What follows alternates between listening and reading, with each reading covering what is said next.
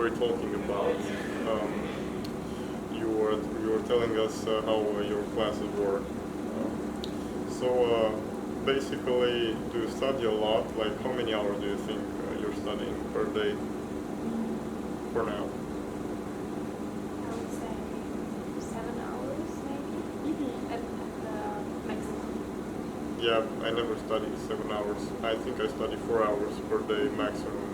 I mean, if I have classes for 5 hours, then I have to do some reading maybe, or I just self-study.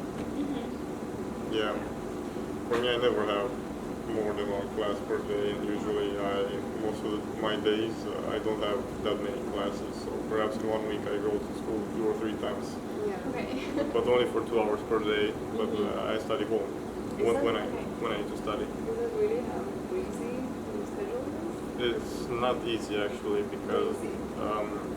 the schedule, yeah, but then I have to do a lot of things on my own. Yeah. So then it gets filled up because if I have to work on something, it's the same work. If I have a group meeting, it's Yeah. more hours, and so those get counted too.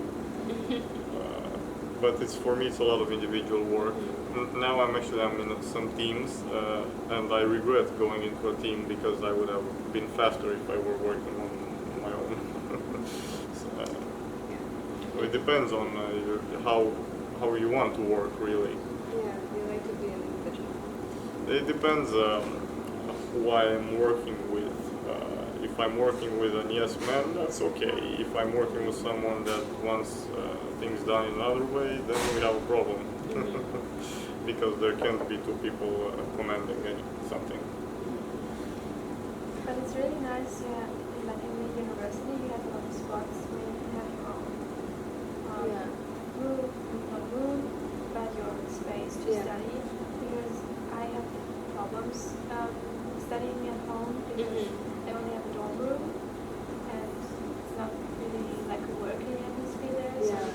So I just like going to the university or the library and study there. I'm doing actually the same thing because I cannot study from home. I need to go either to an office or to school Yeah. to study because I just can't get into the mental state. You need a designated space. Yep, yep.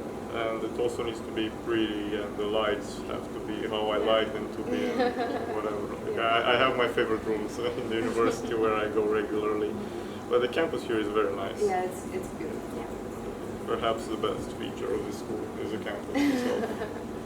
I want to ask you, since you said that you have a dorm room, so you live on campus? No, I don't have a real dorm. I just meant like A student? yeah, Yeah, yeah. kind of, but it's not on campus unfortunately. Oh. Um, Was it hard for you to find accommodation here in It was Vaxjo? really hard, and I wanted to study on, like to live on campus. Yeah. Because I know how beautiful it is and how cool it is just living there where all the students are. Yeah. Where this cool atmosphere is. But yeah, I couldn't find anything like in advance from Germany because I could only look online. So Yeah. that was hard. Weren't here. But you can always move from when you're here, so I plan to do that. What makes you passionate about your work? Like, what's the best feature about what you do in design, for example? Creating something new, not just remembering things that already exist, but you produce new things, new words, to be creating. Yeah, for me, I guess being in touch with the absolute, like the bleeding edge of technology, because if you're not, you cannot be competitive. I really love doing that. But perhaps what I really love about what I'm doing is that I kill business models left and right. Like my industry absolutely kills every business model. And unless they adapt, they fall behind. And some people might say that's wrong, but actually what's wrong is not to do it. Because to keep them obsolete, like a business that has been, I just can't stand it when people get complacent. And, So that's your passion. yeah, like waking up people. Yeah, well, no, I can understand that. Yeah, you make a great point, but again, I'm a very different person, and I'm more focused on the creativity as well, and just being part of nature and being a human, because we are not separated from nature as much as we would, like we are trying to do it right now. But it's very, it's very unnatural to do that, because we are coexisting and just in symbiosis with everything that's alive.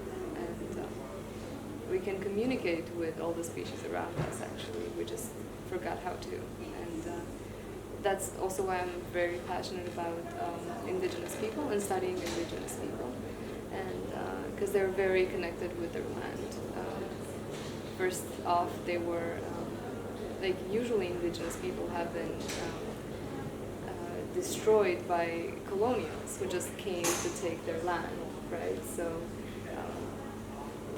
they were the first ones there, and they were just like drove off of their land. So that's why I'm anyway like sided with them, because we've been talking about economic growth for so long, and I think it's time that we take a step back and reconsider what's important for humanity, because that was like the main drive of colonialism, right? Like economic growth and growth in every aspect.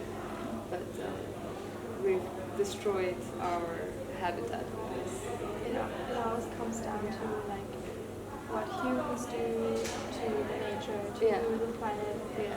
We are doing this to ourselves. Yeah. So And there's actually yeah, because we have to realize that where we're living, like planet Earth, Yeah. it's our home, Exactly. and we are just destroying our home, and that's why people are looking for livable places on the moon or Mars. But it's crazy when we have Well, I hope I can build some robots that are gonna clean a little. I mean, it's. I imagine like so many people donating money to my business just for that, and even if it's not for profit, it would be cool at least. Something really cool to do, because if you are able to just build the robots that clean, then you take out the human factor out of it, which is already a problem anyway. But the problem is not cleaning. The problem is stopping the tap, right? It's like you can't do it. Like but you. there are ways to create. That's why design is very important. Because there are ways to create very sustainable things that do not impact the environment so much. Like that's the whole story behind design, and that's why I'm very interested in it, because it's like design is not only about products and services. It's just about the way you think. You know, for example, if this table would be looking different, would have been designed in a different way, you would feel differently around it. Like you would have a different level of productivity. So or whatever else you want to feel.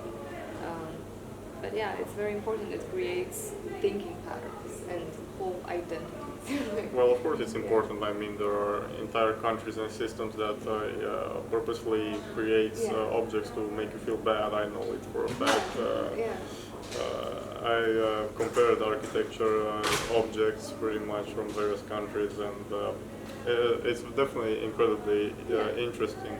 But the design of the object, it depends what it is oriented to, sustainability or humans or growth. It can be all three.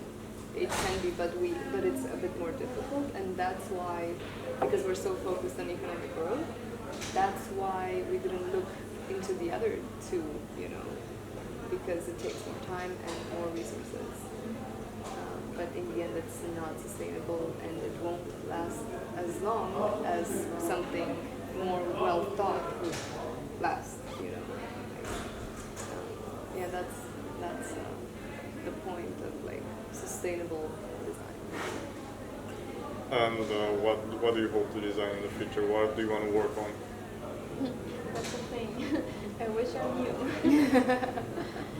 No, I've already got a lot of inspiration just in the first week, so I guess I will get a lot of more inspiration. Yeah. No, I don't have any ideas right now. Do you like your colleagues here? Yeah, it's really interesting how we talk with each other and which kind of topics come up when we discuss the topic. So yeah. What was your first impression?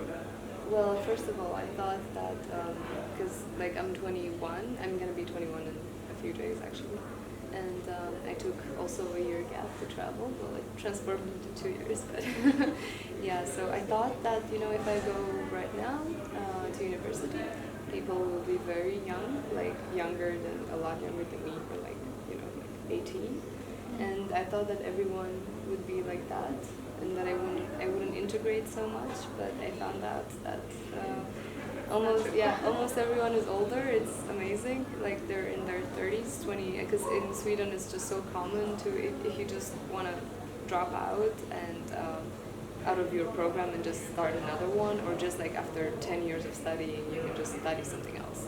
Or like if you didn't study before, there's no age limit, so you can just go study anything you want. So I think that's really great, and I really love it. I love having an environment in which I feel very comfortable, and from day one, it was like we respect each other without any, we don't demand respect. Like everyone respects everyone because they're human beings. Like that's it. So I'm really happy about it. How do you like your environment? Well, it's very individual. I like that about it, but I want more. I definitely want way more. My problem is not necessarily what I'm studying. More like the problem is of the human nature. My colleagues and my professors, I feel like they're taking things too easily, and I want them to be more passionate, more competitive, and more agile. They are thinking in the moment, not long-term planning, and that's what I dislike about it. Most of my colleagues, they don't know anything about themselves, and I feel like that's a problem. So I will try to, later in my life, I'll try to go to more competitive schools to see how the system is there, where it's just pretty much a more high level. I want to see how a school is where you either perform or die, looks like, because here you are able to fail in many ways. But would you ever apply to Yale or Princeton or Harvard? Most likely I will do that in the future when I will meet the requirements. Which one of those? I want to go to MIT Sloan or Harvard or Stanford, one of these. Tuition fees? Well, that is one of the requirements that I have to meet. And also, not everybody, a lot of people actually have money. Money is not an issue. The intelligence is the issue, and I'm not sure if I possess it yet. I need to check. Because if I'm not smart enough and not competitive enough, there's no reason to go, because I would just be defeated instantly. And you need to consider that there are tests you can take. Yeah, of course. I mean, the prices for studying in the USA, okay, they're very high. And you have to afford that. Oh, yes, I think I'll make the money faster than I will do other things in my life. For me, I don't consider not being able to make money. Like, I'm just, for me it's a given that I will make those numbers. So you would afford that by yourself? Oh, for sure. I mean, I'm independent now, so I'm doing the same thing, just that, for example, now I don't have a tuition fee, but also that is in a way I'm paying for not having a tuition fee, because sometimes I feel like my education is not good enough. So sometimes I actually wish I went to a school where I'd pay, because I feel like if I did that, the professors would be more motivated. So it goes both ways. You can be happy that it's free, but what if you want more? So are you sure that, for example, Princeton, Yale, Harvard, are really that much better? They're not better at all actually in the curriculum, but they have an insane brand value and an insane, like, just the networking there. Yeah, that's the they people. They hire recruiters, and the recruiters come to you, Yeah. So it's amazing. So you can recuperate the cost in 5 years, and if you plan to work a long time, like I don't plan to retire. I actually hope I'll never retire. I hope I'll die working or something like that. It would be great for me. Yeah. But oh my god, I hate the word networking. It's like, how can you be so immersed first into your job or like into your this economic growth, that you enter a room and you just go to someone that you don't like. And, you just ask them, like, you ask them to do something for you, or like you meet someone, you meet them. Well, it's an exchange, it's a deal. Yeah, it's an exchange, like, but you don't even like them. It's like, why would you talk to them if you don't even like being around them? Well, there are many people in my life where we get along with each other fine. Let's say we're friends or family, and when you need to move, with something, when you need to get something done, they cannot do it. And I found that the most things I got out of life were with people that I didn't want to be around with. Like there's a stranger and I ask him for something and he does it for me, and that has more of an impact than my father would have had in my life, actually. And that's So it's just, for me, I don't even consider the fact that I like them or not. I consider the end result. I don't even consider the means. I just consider the end result. yeah, I understand. That's totally what a lot of people mean by networking. Yeah, well, it is like that. I mean, it's how many people you know and what is if they see you, what is the probability of them saying yes to what you ask them. Yeah. That's pretty much it. I think it also depends on your environment and which field you're working in. Yeah. You need networking everywhere. Yeah, I mean, just people are different depending on which field you're working. Yeah. People in design are totally different than people who are working in medicine or people in science or in IT. Yeah, but the human resources links them all, so you still get to you have that common denominator in every way, which is networking, and it always is important.